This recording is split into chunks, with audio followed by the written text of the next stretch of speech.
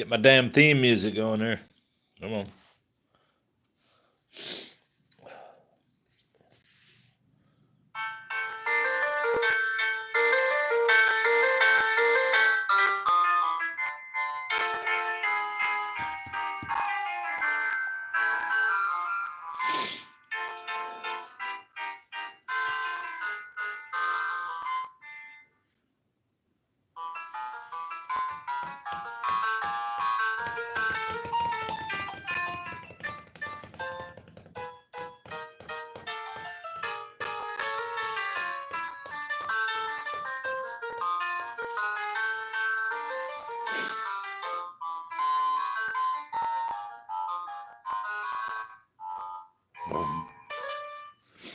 All right, brothers, we're back with Perfume, the story of a murderer by Patrick Suskind. We're reaching the end of the book, the last 30 or so pages, and let's do it. Turn this off. Come on. You're going to be my anchor, buddy. 47. The news of Laura Rich's murder spread through the region of Grasse as fast as if the message had been, "The king is dead," wars been declared, or pirates have landed on the coast, and the awful sense of terror it triggered was similar as well. All at once the fare that they had so carefully forgotten was back again, as virulent as it had been last autumn, and with all the accompanying phenomena: panic, outrage, anger, hysterical suspicions, desperation. People stayed in their houses at night, locked up their daughters, barricaded themselves in, mistrusted one another, and slept no more. Everyone assumed it would continue this time, as it had before, a murder a week. The calendar seemed to have been set back 6 months. The dread was more paralyzing, however, than 6 months earlier, for people felt helpless at the sudden return of a danger that they had thought well behind them. If even the bishop's anathema had proved useless, if even Antoine Riches, the great Riches, the richest man in town, the second consul, a powerful, prudent man who had every kind of assistance available, if even he could not protect his child, if the murderer's hand was not be deterred, if the murderer's hand was not to be deterred, I assume it means, even by the hallowed beauty of Laura, for indeed she seemed a saint to everyone who had known her, especially now, afterwards, now that she was dead. What hope was there of escaping this murderer? He was more cruel than the plague. This is Perfume by Patrick Suskind. But not before this murder, as the case of Riches had proved. He was more cruel than the plague, for you could flee before the plague, but not before this murderer, as the case of Riches had proved. Apparently he possessed supernatural powers. He was most certainly in league with the devil. Do you, bruv? If he was not the devil himself, and so many people, especially the simpler souls, knew no better course than to go to church and pray. Every tradesman to his patron, the locksmiths to St. Aloysius, the weavers to St. Crispin, the gardeners to St. Anthony, the perfumers to St. Joseph, and they took their wives and daughters with them, praying together, eating and sleeping in the church. They did not leave during the day themselves now, convinced that the only possible refuge from this monster, if any refuge was to be had, was under the protection of the despairing parish and the gaze of the Madonna. 47. Seeing that the church had failed once already, other quicker wits banded together in occult groups, hiring at the great expense a certified witch from Gourdon. They crept into one of the many limestone grottos of subterranean Grasse and celebrated black masses to curry the old gentleman's favor. Still others, in particular members of the upper middle class and the educated nobility, put their money on the most modern scientific methods, magnetizing their houses, hypnotizing their daughters, gathering in their salons for secret fluidal meetings, and employing telepathy to drive off the murderer's spirit with communal thought emissions. The guilds organized the penitential procession from Grasse to Naples, I don't know how to say French words, and back. The monks from the town's 5 monasteries established services of perpetual prayer and ceaseless chants, so that soon unbroken lamentation was heard day and night. Now on one street corner, now on another. Hardly anyone worked.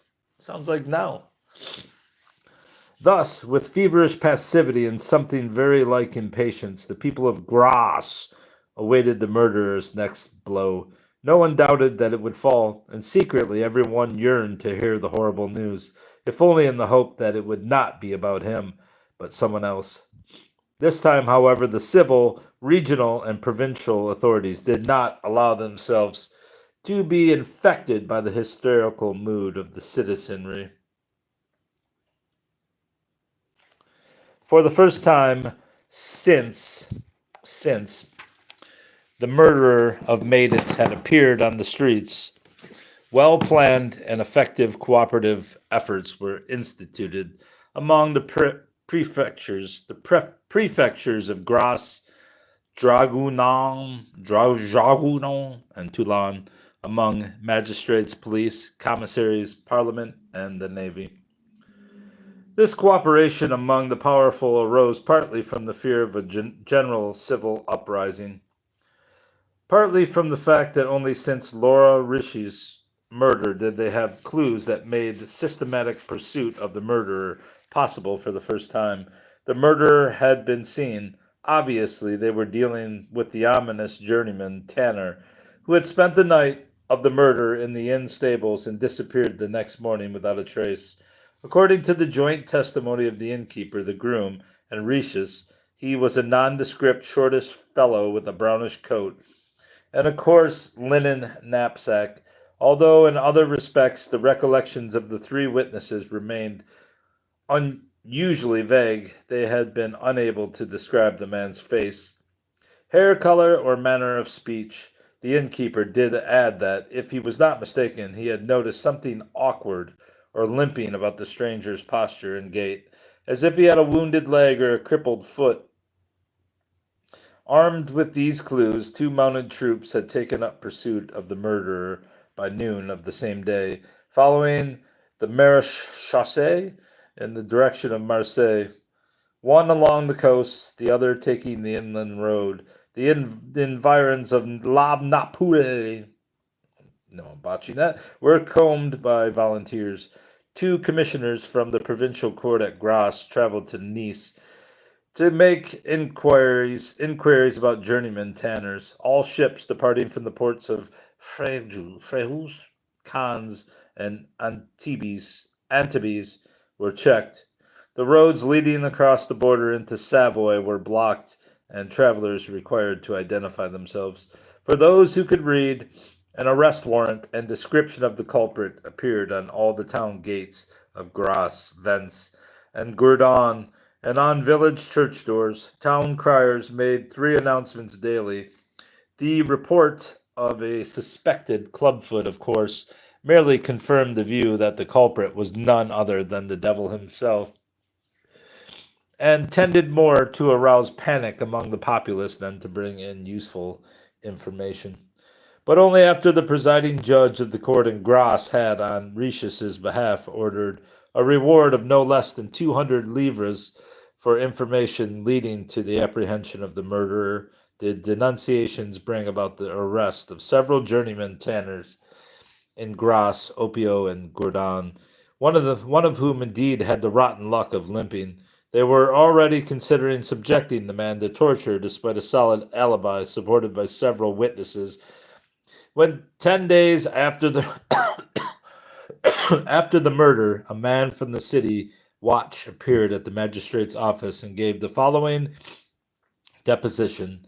At noon on the day in question, he, Gabriel Tagliasco, captain of the guard, while engaged in his customary duties at the Port du Cour, had been approached by an individual who, as he now realized, fit the description in the warrant almost exactly, and had been questioned repeatedly and insistently concerning the road by which the second consul and his caravan had departed the city that same morning. He had ascribed no importance to the incident neither then nor later, and would most certainly have been unable to recall the individual purely on the basis of his own memory. So thoroughly unremarkable was the man, had he not seen him by chance only yesterday, right here in Grasse, in the Rue de la Louve, in front of the studio of Maitre Drouot and Madame Arnolfi, on which occasion he had noticed that as the man walked back into the workshop he had a definite limp. Grenouille was arrested an hour later. The innkeeper and his groom from La Napoule, who were in Grasse to identify the other suspects, immediately recognized him as the journeyman tanner who had spent the night with them. It was he, and no other. This must be the wanted murderer. They searched the workshop, they searched the cabin in the olive grove behind the Franciscan cloister.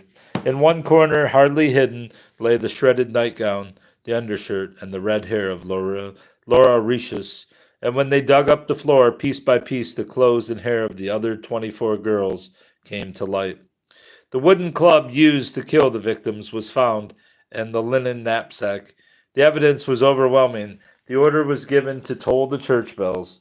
The presiding judge announced by proclamation and public notice that the infamous murderer of young girls, sought now for almost 1 year, had finally been captured and was in custody. At first, people did not believe the report. They assumed it was a ruse by which the officials were covering up their own incompetence and attempting to calm the dangerously explosive mood of the populace. People remembered only too well when the word had been that the murderer had departed for Grenoble. This time, fear had set its jaws too firmly into their souls. Not until the next day, when the evidence was displayed on the church square in front of the provost's court, and it was a ghastly sight to behold. 25 garments with 25 crops of hair, all mounted like scarecrows on poles, set up across the top of the square opposite the cathedral, did public opinion change. Hundreds of people filed by the macabre gallery. The victims' relatives would recognize the clothes and collapse, screaming. The rest of the crowd, partly because they were sensation seekers, partly because they wanted to be totally convinced, demanded to see the murderer. The call soon became so loud, the unrest of the churning crowd in the small square so menacing, that the presiding judge decided to have Grenouille brought up out of his cell and to exhibit him at the window on the second floor of the provost's court. As Grenouille appeared at the window, the roar turned to silence. All at once it was totally quiet. All at once it was as totally quiet as if this were noon on a hot summer day when everyone is out in the fields or has crept into the shade of his own home. Not a footfall, not a cough, not a breath was to be heard. The crowd was all eyes and one mouth agape. For minutes on end, not a soul could comprehend how this short, paltry, stoop-shouldered man there at the window, this mediocrity, this miserable non-entity, this cipher, could have committed more than 24 murders. He simply did not look like a murderer. No one could have said just how he had imagined the murderer, the devil himself, ought to look, but they were all agreed, not like this. And nevertheless, although the murderer did not in the least match their conception, and the exhibition, one would presume, could not have been less convincing, simply because of the physical reality of this man at the window, because he and no other was presented to them as the murderer, the effect was paradoxically persuasive. They all thought it simply can't be true, and at the very same moment knew that it had to be true. To be sure, only after the guards had led the mannequin back into the shadows of the room only after he was no longer present and visible, but existed, if for the briefest time, merely as a memory, one might almost say as a concept, the concept of an abominable murderer within people's brains. Only then did the crowd's bewilderment subside and make way for an appropriate reaction. The mouths closed tight, the thousand eyes came alive again, and then there rang out, as if in one voice, a thundering cry of rage and revenge. We want him! And they set about to storm the provost's court, to strangle him with their own hands, to tear him apart and scatter the pieces. It was all the guards could do to barricade the gate and force the mob back. Granouilla was promptly returned to his dungeon. The presiding judge appeared at the window and promised a trial remarkable for its swift and implacable justice. It took several hours, however, for the crowd to disperse, and several days for the town to quiet down to any extent. The proceedings against Granouilla did indeed move at an extraordinarily rapid pace, not only because the evidence was overwhelming, but also because the accused himself freely confessed to all the murders charged against him. But when asked about his motives, he had no convincing answer to give them.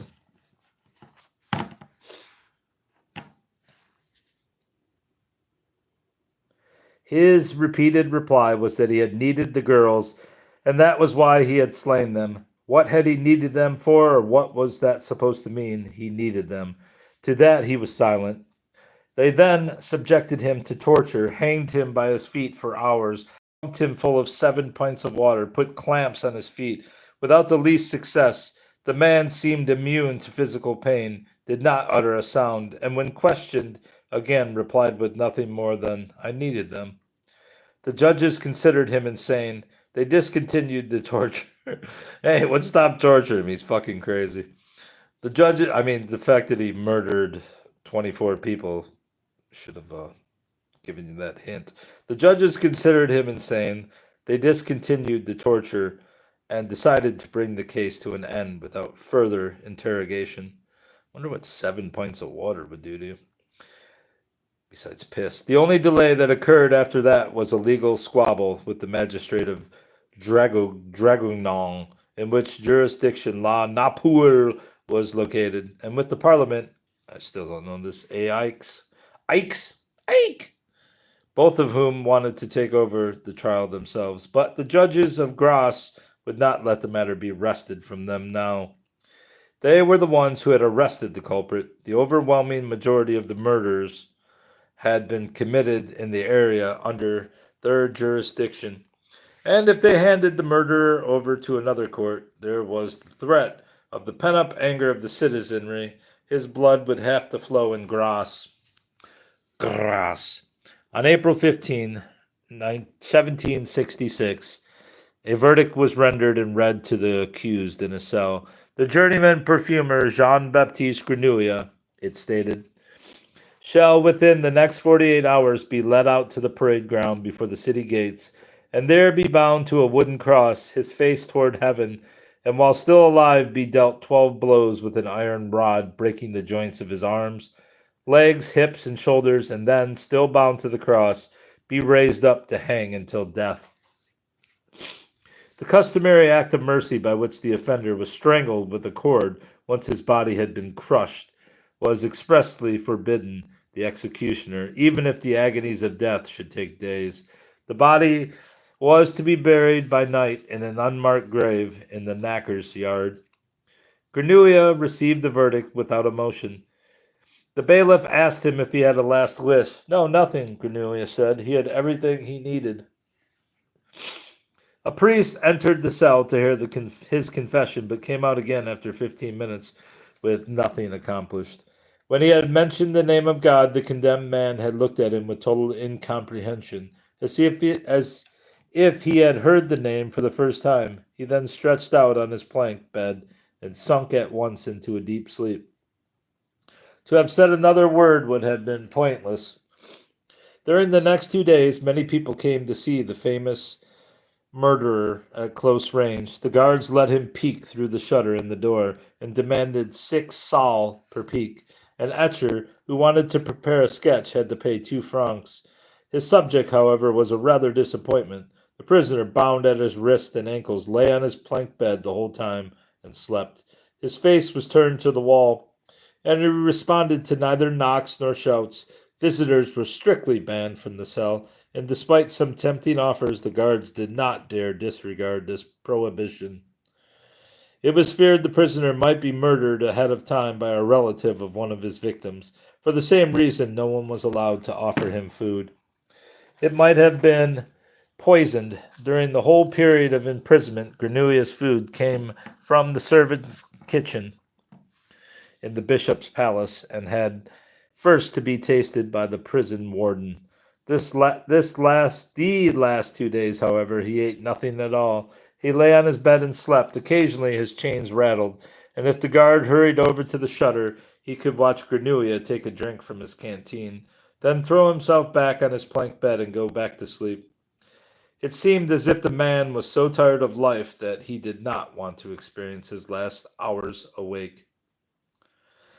Meanwhile, the parade grounds were readied for the execution. Carpenters built a scaffold 9 feet by 9 feet square and 6 feet high with a railing and a sturdy set of stairs. Gras had never had one as fine as this, plus a wooden grandstand for local notables and a fence to separate them from the common people, who were to be kept at some distance. In the buildings to the left and right of the Porte du Cour, and in the guardhouse itself, places at the windows had long since been rented out at exorbitant rates. The executioner's assistants had even leased the rooms of the patients in the Charity, which was located off to one side, and resold them to curious spectators at a handsome profit. The lemonade vendors stocked up with pitcherfuls of licorice water. The etcher printed up several hundred copies of the sketch he had made of the murderer in prison. Touched up a bit from his own imagination, itinerant peddlers streamed into town by the dozens. The bakers baked souvenir cookies. The executioner, Monsieur Papon, who had not had an offender to smash for years now, had a heavy, squared iron rod forged for him, and went off to the slaughterhouse to practice blows on carcasses. He was permitted only 12 hits, and he had to strike true, crushing all 12 joints without damaging the vital body parts, like the chest or head, a difficult business that demanded a fine touch and good timing. The citizens readied themselves for the event, as if for a high holiday.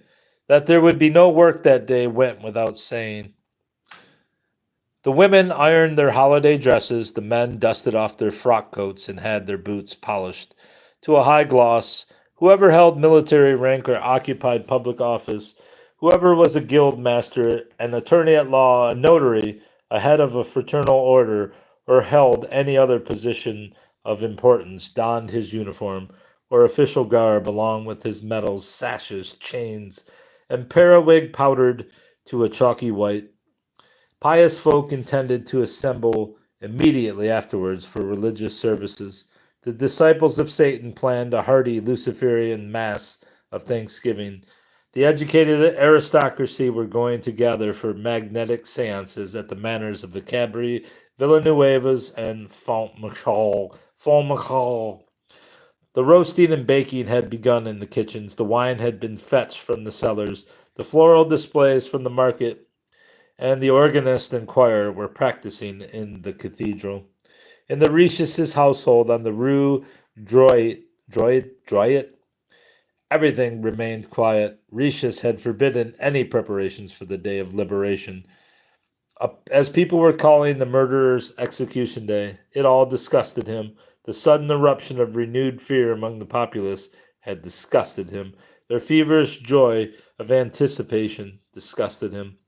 The people themselves, every one of them, disgusted him. He had not participated in the presentation of the culprit and his victims in the cathedral square, nor in the trial, nor in the obscene procession and sensation seekers filing past the cell of the condemned man. He had requested that the court come to his home for him to identify his daughter's hair and clothing, had given his testimony briefly and calmly, and had asked that they leave him those items as keepsakes, which they did. He carried them to Laura's room, laid the shredded nightgown and undershirt on her bed, spread the red hair over the pillow, sat down beside them, and did not leave the room again, day or night. As if by pointlessly standing guard now, he could make good what he had neglected to do that night in La Napuelle. He was so full of disgust at the world and at himself, that he could not weep. He was also disgusted by the murderer. He did not want to regard him as a human being, but only as a victim to be slaughtered. He did not want to see him until the execution, when he would be laid on the cross and the 12 blows crashed down upon him. Then he would want to see him from up close. And he had a place reserved for himself in the front row. And when the crowd had wandered off, after a few hours, he wanted to climb up onto the bloody scaffold and crouch next to him, keeping watch by night, by day, for however long he had to, and look into the eyes of this man, the murderer of his daughter, and drop by drop to trickle the disgust within him into those eyes, to pour out his disgust like burning acid over the man in his death agonies, until the beast perished. And after that, what would he do after that? He did not know. Perhaps resume his normal life, perhaps get married, perhaps father a son, perhaps do nothing at all, perhaps die. It made no difference whatever to him. To think about it seemed to him as pointless as to think about what he would do after his own death. Nothing, of course, nothing that he could know at this point. How long is the next Jackie? It's pretty long. In fact, it's very long. It's a good 10 more pages, and I will thus stop here. So we got 17 more pages in the book. Or is it 22 pages? I think it's 22. 22 pages, bro. Is that how many are left? Yeah, 22 pages.